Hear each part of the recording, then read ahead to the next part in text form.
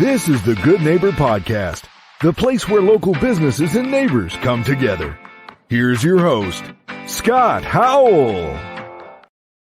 Hello, good neighbors, and welcome to the Good Neighbor Podcast, brought to you by the Friends and Neighbors group of Greater Chattanooga area, including Cleveland and now Dalton, Georgia. Glad to have y'all on with us. My name is Scott Howell, and I'm your host. You know, for all you first-time listeners out there that might be wondering, what in the world is this all about? Well, the purpose of the Good Neighbor Podcast is to bring awareness to the residents living in our communities regarding the locally owned and or operated businesses in Chattanooga, Cleveland, Dalton, and everywhere in between. So, you know, small businesses, small local owned businesses are the backbone of our community, and they really need our support. And joining us today is one of our good neighbors, Damon McCook at Good Citizen K9. And I think you also own a second business too. Is that right, Damon? Yes, sir. It's Scenic City Equestrian. Scenic City Equestrian. Yeah, thank you for reminding me of that. No problem. So thanks for having me on the program today, buddy. Hey, I appreciate being here. Thanks so much. Yeah, absolutely.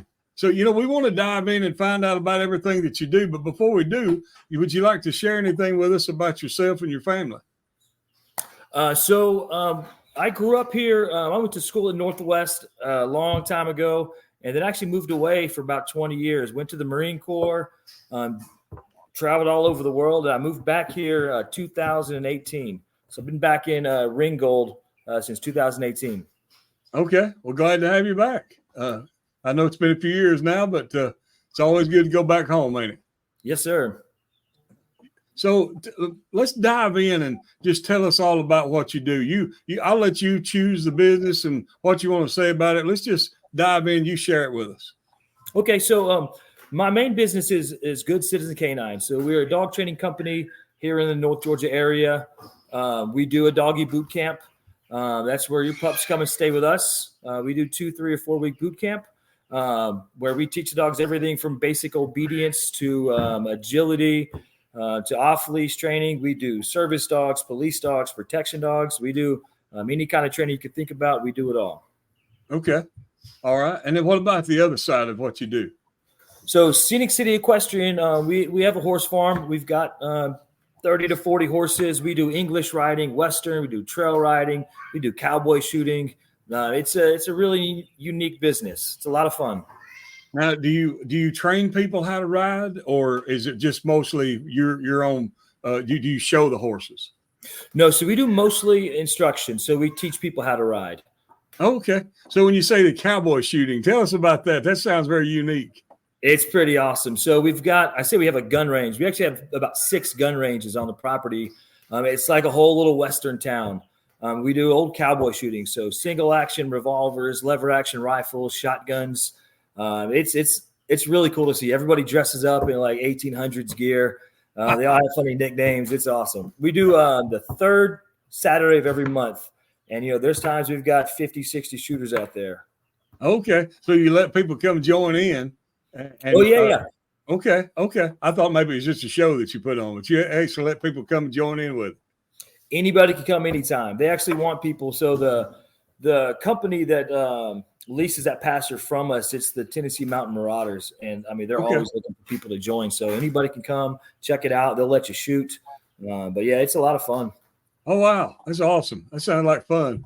Well, let's get back over to the Good Citizen K9 side, which is, you said, your primary business. So you actually let people bring their dogs to you, and they have to stay for a while. Now there's got to be some visitation going on, right? Because I can't imagine some folks being apart from their fur babies for that long. I tell people we're not holding your dog hostage. You can come see them anytime you want. It does throw the training off for about a day or two, but I say if you miss them, come and see them. You can also FaceTime them. People FaceTime the dogs all the time. But what's really unique about Good Citizen K9 that sets us apart from anybody else is 2 things. One, we don't use any type of corrective collars. So no pinch collars, no shock collars, no choke chains. Everything's done with lots of treats, lots of love. And we're about the only dog training company around that does that. Everybody else is pinch collars and shock collars. Okay. The other unique thing about the business is we give our clients a wish list. So places that if your dog were well behaved, places that you'd want to take them, and then we go to those locations and do training sessions there. So at the end of the day, it doesn't matter if your dog is good in our training center, because after graduation, you're not going to train in our training center. What matters is they're a good place that you actually take them after you graduate. So being here in Chattanooga, people love to go to the walking bridge. So we'll send you videos of us off-leash heeling down the walking bridge, or going to restaurants like Stir or State of Confusion, or to Hobby Lobby, or to the mall, or wherever you would like. So we'll send you videos of all those places. When you change an animal's training environment, you'll get what's called generalization decrement. This is it's a weakening in condition responding, basically a dip in production when we change something in the environment. And it can come from something as simple as changing the color of your walls in your house, changing the type of flooring, changing handlers, changing schedule. Any one of those things can cause a big dip in production. So to mitigate that big dip in production, what we do is we take them to a place that you're going to take them after graduation. And that's something that's unique to us. I don't know anybody else that trains that way. That makes sense. And I had a dog that one time she was a boxer, and she had my heart. She loved people.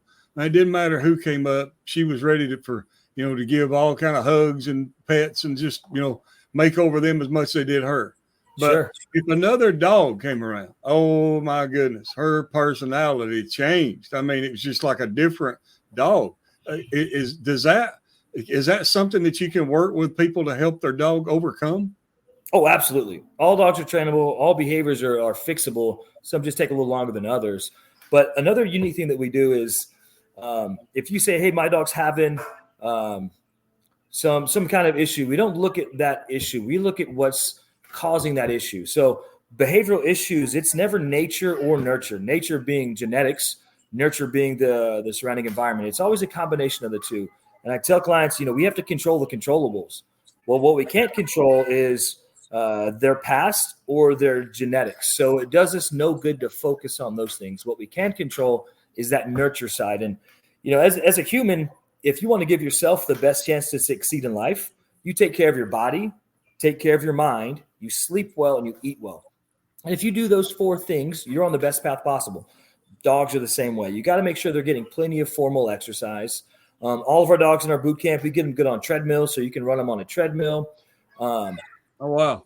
Yeah, they need daily mental stimulation. So you have to give them a job. If you don't give them a job, they will create their own job. You don't want your dog to be self-employed. Self-employed dogs wreak havoc. They dig in the backyard. They guard the fence. They herd the kids.